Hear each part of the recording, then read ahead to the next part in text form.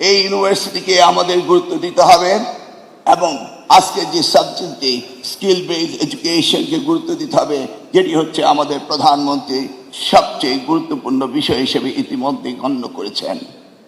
আমাদের human capital তৈরি করতে হবে, মানব সম্পদ তৈরি করতে হবে, দক্ষ মানব সম্পদ আমাদের লাগবেই, এর কোনো বিকল্প নেই। আমরা একটি ভাগ্যবান জাতি।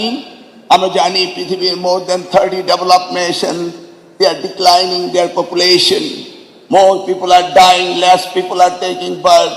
But in Bangladesh, more people are taking birth, less people are dying, and it's a growing segment. And we must address this through our national university. এই national university skill based human resource ডেভেলপমেন্টকে আমাদের সবচেয়ে বেশি গুরুত্ব দিতে হবে। শুধু degree হলে হবে না, সেটি স্কিল, ইন্ডাস্ট্রি, এন্টারপ্রেনারশিপ, লোকাল ডেভেলপমেন্টকে আমাদের গুরুত্ব দিতে হবে।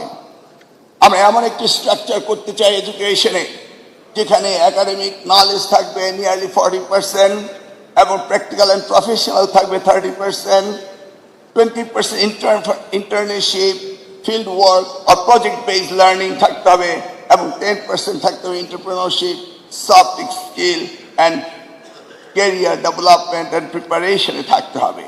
তাহলে আমরা আগামী দিনের ভবিষ্যৎ একটি বাংলাদেশ তৈরি করতে পারবো।